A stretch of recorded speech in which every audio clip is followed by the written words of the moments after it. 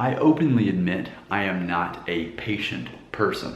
So it's interesting that this morning, as I was driving out to Starbucks, which is funny because I never go to Starbucks on my own. I only go if my wife wants to go. But here in Tennessee on a day like today, there is so much air pressure going on and so much sinus stuff going on that I was like, I need some drugs ultimately, because that's Starbucks coffee has more caffeine in it. So I thought, you know what? I was taking the kids to the library, but I thought I'm gonna go ahead and get my Starbucks to see if this will help my head. So it's already like 9:30, so it's later in the day. I'm already a couple hours behind getting caffeine. So we go into the Starbucks and there's no customers whatsoever in the place. There's plenty of people working, but no customers. So I walk in, my two kids are with me, and I'm keto, so exactly what I'm ordering is not up on the board. So the girl there at the cash register, I explained to her, I said, okay, so I want espresso and I want like breve, like where it's cream, half, and half, something like that. And she said, you know, I'm new here, so I don't exactly know how to put that into the computer.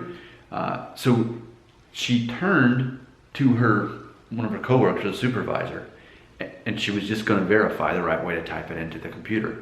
What's funny is, during this short little conversation, I didn't realize it, but someone else had walked in, another customer. And it was an older lady, which that's part of the story I think that makes this relevant. An older lady walks right up next to me, like where they have the case with the bakery stuff right there. And she gets right next to me and she says, is this gonna be a while? Because I'm really in a hurry. I've gotta get my husband to the hospital in Nashville. So is this gonna be a while? And this was my response.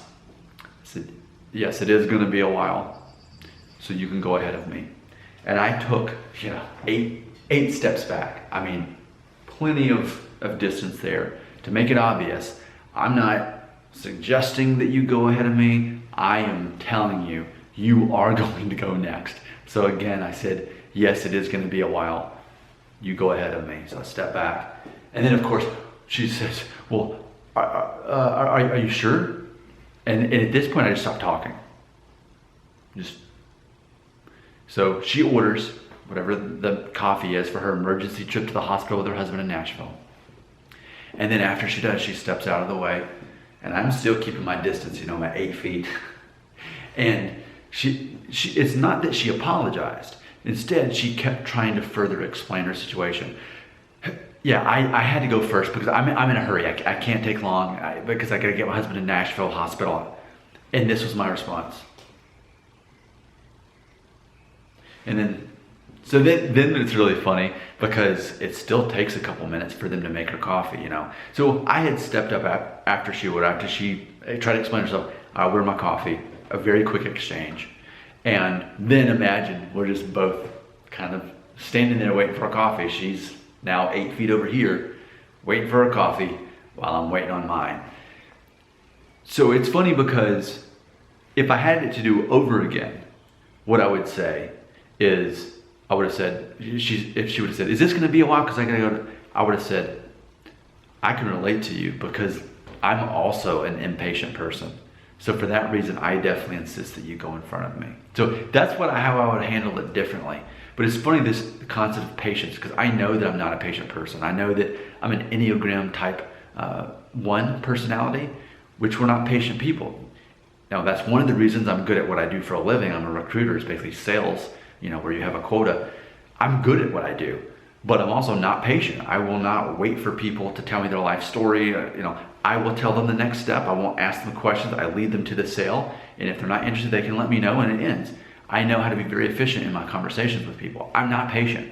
So it's funny, as we were looking back on this story, as we were going to Starbucks, they have, where I live in Tennessee, they have this nursery, like for flowers or whatever. And they always have these, funny little signs. Well, today it said, of all days, it said this. It said, I had my patience tested. It came out negative. And as I saw that sign, I thought, yep, that's me. I'm not a patient person. For better and for worse, I'm not a patient person.